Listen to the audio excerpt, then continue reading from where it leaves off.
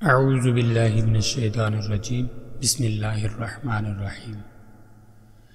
احادیث میں دجال کو کائنات کا سب سے بڑا فتنہ کہا گیا ہے۔ اس قدر عظیم فتنہ ہونے کے باوجود آخر کیا وجہ ہے کہ دجال کا ذکر قرآن مجید میں موجود نہیں؟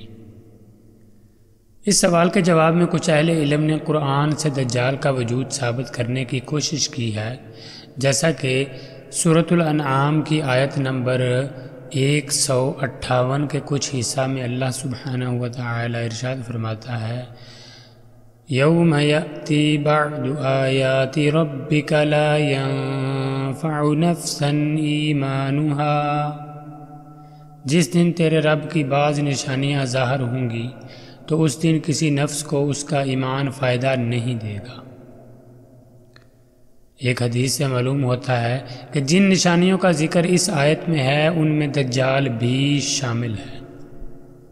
چنانچہ نبی کریم صلی اللہ تعالی علیہ وآلہ وسلم کا فرمانے عالی شان ہے، جب 3 چیزیں ظاہر ہو جائیں گی تو کسی ایسے شخص کو اس کا ایمان لانا مفید ثابت نہیں ہوگا جو اس سے پہلے ایمان والا نہیں، یا جس نے حالت ایمان میں کوئی اچھا کام نہیں کیا۔ ایک سورج کا مغرب سے طلوع ہو جانا، دوسرا دجال کا ظاہر ہونا، اور دابۃ الارض کا خروج۔ اس کوشش کے بعد بھی فی الحقیقت وہ سوال اپنی جگہ قائم ہے کہ قرآن مجید فرقان حمید میں وضاحت کے ساتھ دجال کا ذکر کیوں موجود نہیں؟ کیونکہ یہ وضاحت تو حدیث میں ہے کہ اس آیت کے مصداق میں دجال بھی شامل ہے۔ یہ سوال نہایت اہم اس لیے ہے کیونکہ فرعون اور یاجوج و ماجوج وغیرہ جیسے فتنے جو دجال سے ادنا ہیں، جو دجال کے فتنہ سے چھوٹے ہیں، ان کا ذکر جب قرآن میں موجود ہے تو دجال جو سب سے بڑا فتنہ ہے اس کا ذکر کیوں موجود نہیں؟ ہماری رائے یہ ہے کہ قرآن میں دجال کا ذکر نہ کرنے کا سبب اور حقیقی علم صرف اللہ سبحانہ وتعالی کے پاس ہی ہے۔ چنانچہ حافظ ابن حجر رحمۃ اللہ نے بھی اس بارے میں یہی نتیجہ نکالا ہے کہ والعلم عند اللہ تعالی، اس کا حقیقی علم اللہ تعالی کے پاس ہی ہے۔ اور اگر کچھ غور کیا جائے تو قرآن میں دجال کے عدم ذکر کی حکمت یہ معلوم ہوتی ہے کہ حدیث کی اہمیت کو اجاگر کرنے کے لیے اللہ سبحانہ وتعالی نے بعض اہم امور کا ذکر قرآن کی بجائے صرف حدیث میں ہی کیا ہے، جیسا کہ دجال کا ذکر۔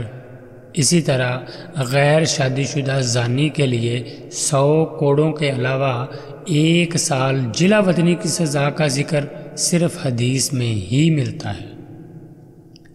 شادی شدہ زانی کے لیے رجم کی سزا بھی حدیث میں ہی مذکور ہے، اس بات کا ذکر بھی صرف حدیث میں ہی ہے۔ مزید برآں نصاب زکوٰۃ، رکعت نماز یعنی زکوٰۃ کا نصاب اور نمازوں کی رکعتیں، الفاظ اذان، مناسک حج اور متعدد ایسے مسائل ہیں جن کا ذکر صرف حدیث میں ہی ہے۔ اس توضیح سے ثابت ہوتا ہے کہ دجال کے علاوہ بھی بہت سے ایسے اہم مسائل ہیں جن کا ذکر قرآن مجید فرقان حمید میں موجود نہیں بلکہ صرف حدیث میں ہے۔ لہٰذا جیسے ہم ان تمام مسائل کو تسلیم کرتے ہیں، اسی طرح دجال کی پیش گوئی پر ایمان رکھنا بھی ہم پر واجب ہے۔